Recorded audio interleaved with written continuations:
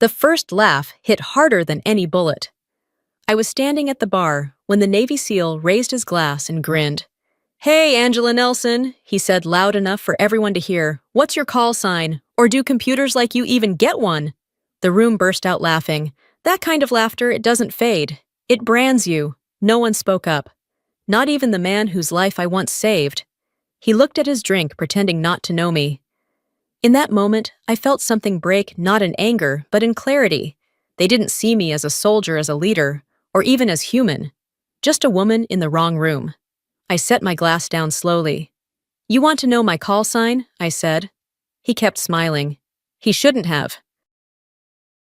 Morning in Norfolk carried the kind of quiet that didn't need permission to exist. The water outside my window barely moved, the pier lights fading against the first streak of daylight. I poured my coffee and waited for the first ship's horn to cut through the silence. To most people, it was background noise. To me, it was order.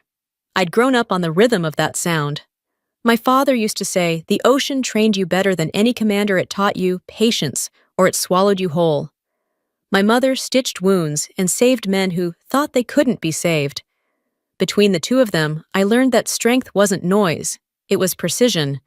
At 20, I joined the Navy, drawn to the unseen parts of warfare, the ones fought through frequencies, not fire. I'd spent years connecting signals to survival, watching lives depend on data that blinked across my screen.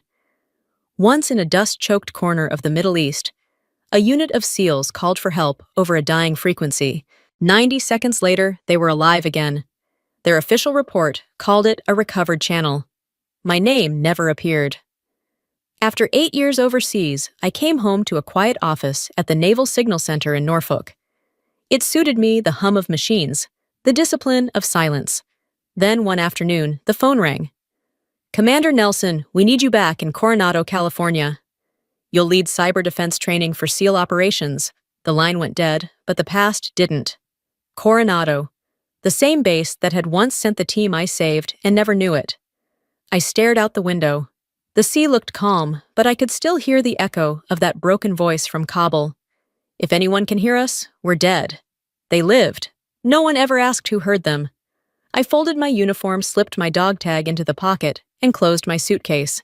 They won't remember me, but I'll remember them. The cabin door sealed behind me as the plane lifted through the clouds, carrying a truth I'd never been allowed to tell. The California sun cut through the airport glass, sharp and golden. The air smelled of salt and jet fuel, too familiar to feel new. Coronado shimmered beyond the bay, the kind of base built for men trained to shoot first and talk later. By noon, I was walking into the briefing room, assigned for my new course, Cyber Tactical Security Integration. Commander Owen Briggs stood waiting. The last time I'd heard his voice, it was calling for help through static and chaos. Now it carried the lazy confidence of someone who'd already forgotten. He offered his hand with a smirk. "Glad to have you here, Commander. Hope the AC isn't too cold for you." The room laughed. I smiled once. I've survived worse temperatures than sarcasm. The laughter faded, but his eyes held that same dismissive spark. He had no idea who stood in front of him. During the meeting, I warned them about a vulnerability in the simulation network. Owen barely listened. "We've got it covered," he said. The same words that almost got them killed years ago. Later, while teaching, a young lieutenant named Eli Hunt studied me too closely. "Ma'am, were you ever in Kabul? I think I heard your voice once." The room went silent. "Let's keep that classified, Lieutenant." They laughed again, except Eli. He already knew. That evening, I noticed a framed photo on Owen's desk, his old team, the ones I'd saved. Beneath it, "To the ghost in the machine." The ghost had returned, and no one recognized her. Driving home, the radio crackled. "Security breach reported at Pacific Naval Simulation Base." My chest went cold. Something inside the system had woken up again, and it was moving fast. Hours later, the base was quiet except for the low hum of machines. On my monitor blinked red text, "Unauthorized signal detected." My reflection stared back the ghost I'd once been. The intrusion traced to a foreign IP scanning SEAL training data. Every time I flagged it, the system erased my alert, dismissed by Commander Briggs. He was ignoring it again. I copied the logs, filed a report, and shut it down. Next morning in the briefing, I raised the alarm. Owen chuckled. Nelson's good with numbers, but this is real combat. Laughter again. I stayed silent, watching them dig their own grave. That night, Eli came to me quietly. You were right, ma'am. Someone's spoofing our drills. You didn't hear that from me, I said. At least one man still listened. I opened an old file labeled Ghost Net.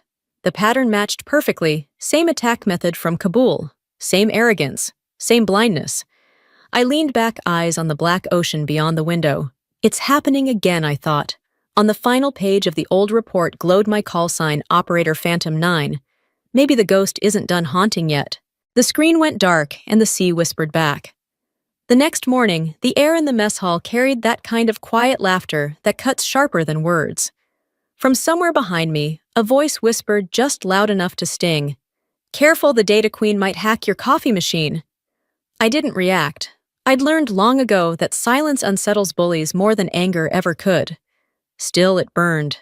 These weren't strangers, they were men whose lives I had once saved without them ever knowing. During the tactical briefing, I presented a report on an irregular data stream in the SEAL simulation network. I showed them the code patterns, the repeating frequencies, the same structure I had once intercepted in Kabul. Owen Briggs leaned back, arms folded, voice smooth but smug. Relax, Nelson. We handle pressure, not passwords. The room erupted. I let the laughter run its course. Then I said quietly, and pressure kills slower than ignorance. It silenced the room faster than any order could. I gathered my notes and walked out, pulse steady but cold. The next day proved me right. During a coastal drill near San Clemente, the team lost contact. We've lost channel, no GPS, anybody? Copy? Owen's voice cracked through static. I stepped forward, hands on the keyboard. 90 seconds of command line chaos later, the screen blinked green. The team was safe, again. Good catch, Nelson. Lucky timing, he muttered. It wasn't luck, it was math. The room fell silent. They couldn't decide whether to thank me or resent me. That night I sat alone on the pier, watching the reflection of baselights ripple over black water. You can save a man's life and still not earn his respect, I thought. I didn't want credit. I wanted peace, the kind that comes when truth no longer needs witnesses. Owen walked past me, stopped for a second, then kept going. His silence wasn't ignorance anymore. It was guilt. And that was enough. By morning, the silence had turned into exile. Conversations died when I entered the room. Eyes flicked away, pretending I wasn't there. I'd survived worse kinds of loneliness. In class, Mason Cole, the youngest SEAL, smirked. Ma'am, can you teach us how to delete our mistakes too? Laughter burst out. I met his gaze. No, but I can teach you how not to repeat them. The room froze, and for once he had nothing to say. That night, I checked the system logs and found the cause of the breach. Mason's own careless access key. Reporting it would destroy him. I hesitated, then erased the record. Protect the mission, not the ego. The next day, Owen joked again. Be careful, boys. Our Phantom Lady might ghost us. They laughed, and I replied softly. You have no idea how close that nickname is. They thought it was a joke. I knew it wasn't. Later that night, I opened my old Kabul journal. I was a ghost to them. Maybe ghosts exist to remind the living what silence can do. Eli stopped by uneasy. Ma'am, rumor says you faked the breach to look smart. People mistake calm for manipulation, I told him. Let them. As I left my office, Mason and 2 others were laughing down the hall. The Phantom Lady thinks she's a hero. I kept walking, but Eli turned on them, voice cutting, like a whip. She saved you twice, Cole. Show some damn respect. The corridor went still. I didn't turn around. My eyes stung, but my back stayed straight. The whisper had finally met its echo. At home, I set my dog tag on the table. The name caught the light, A. Nelson Phantom 9. One day they'll understand, not because I speak, but because I stopped needing to. Coronado glittered that Friday night, the kind of brightness that made people forget how dark the ocean could get. The team dragged me to the Pacific Anchor Bar, their favorite spot to drink loud and talk louder. Refusing wasn't an option, it would only prove I didn't belong. I wore jeans, a black shirt, hair tied tight. On the outside, I blended in. Inside, I carried the same cold silence they'd never understand. Beer spilled, laughter echoed. They toasted to drills and near misses, then shifted to their favorite joke, me. Data Queen, Ghost Operator, Phantom Lady. Mason Cole, drunk and smug, raised his glass. Hey, Nelson, tell us your call sign. Or did the computer give you one? The group laughed, careless and cruel. Owen Briggs, sitting nearby, smirked. Go easy, boys. She's sensitive. It was meant to sound kind, but it landed like a blade. I looked at them, the same men whose lives I'd saved without them knowing, the same voices that had once screamed for help through static. I set my drink down, voice calm. You want to know my call sign? Silence? It's Phantom 9. The laughter stopped. Eli Hunt rose stunned. The Phantom 9 from Kabul. That was you. Owen went white, realization crawling across his face. That's classified, Nelson. You shouldn't joke about that. You're right, I said. It was until tonight. Even the jukebox seemed to die. A senior petty officer stepped forward, eyes wide. Commander Nelson, my brother was in that team. You saved him.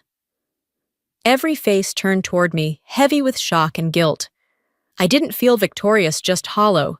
It took humiliation to make them listen. I walked out into the night. Behind me, Owen's voice cracked. Angela. I didn't look back. You didn't ask Owen. That's the difference. By sunrise, the base was quiet in the way shame makes things quiet. Some nodded as I passed. Others couldn't meet my eyes. The truth had spread faster than any lie ever could. In headquarters, a file waited on the desk, Operation GhostNet, Operator Phantom 9. Commander Nelson, your call sign was classified, they said. You revealed it. I answered simply, I didn't reveal it. I just stopped denying it. An inquiry followed. Owen testified, claiming he never knew who saved them. Eli spoke next. Sir, it was her. I saw it.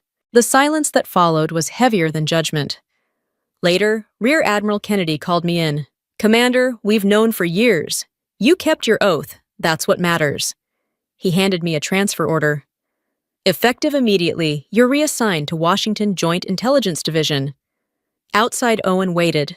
His voice barely carried. I never thanked you. You don't owe me thanks. You owe yourself honesty. That night, I sat by the pier moonlight, catching my dog tag. It's over, I whispered. But the sea answered softly, not yet.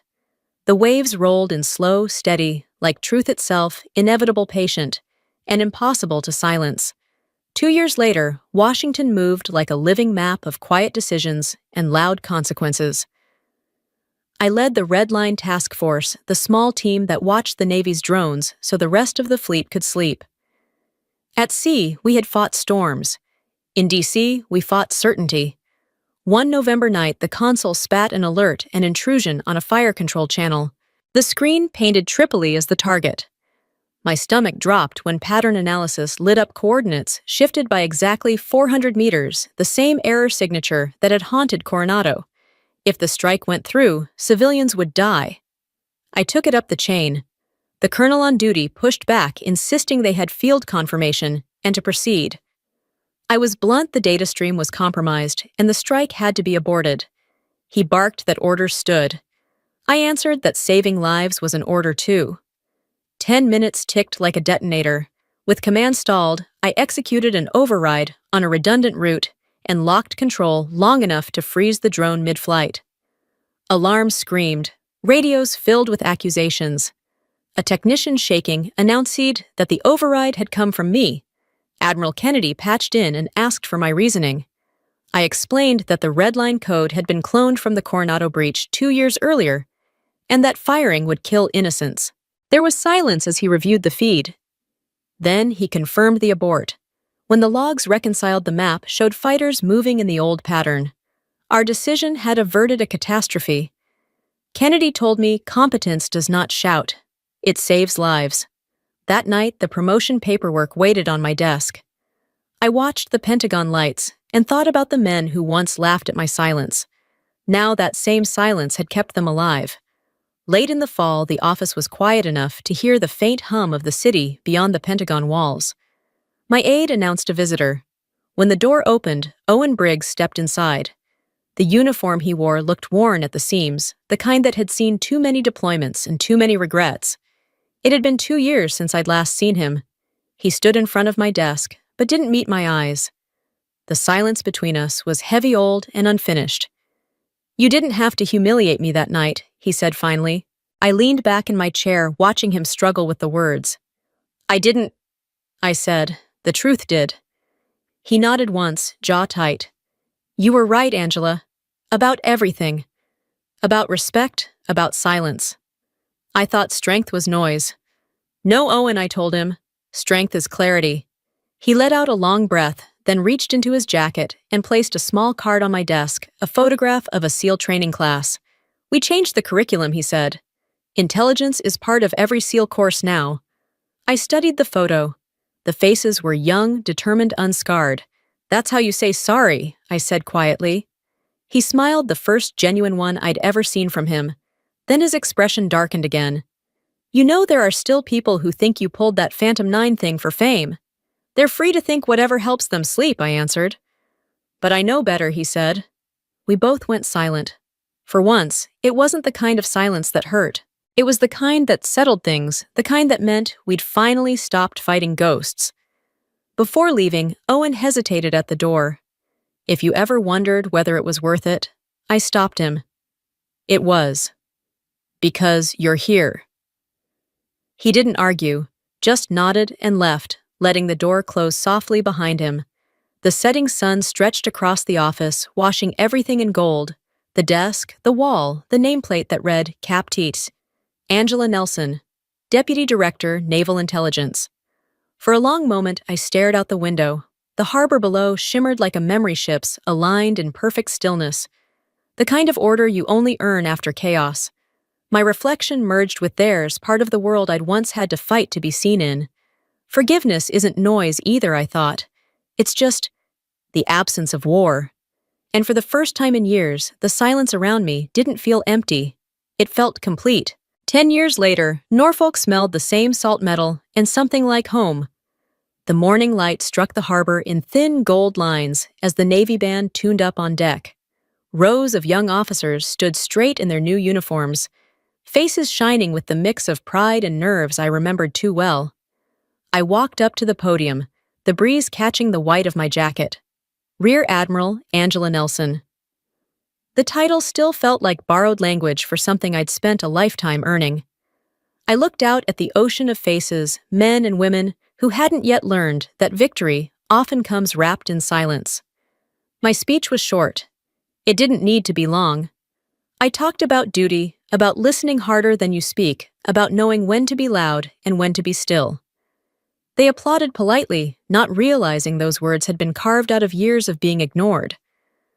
After the ceremony, as the crowd scattered across the pier, a young lieutenant approached. Her uniform was too crisp, her eyes too bright. "Ma'am, I joined because of you," she said. "Because of the Phantom story." I smiled. "Then don't be like me. Be better. And be quieter only when it counts."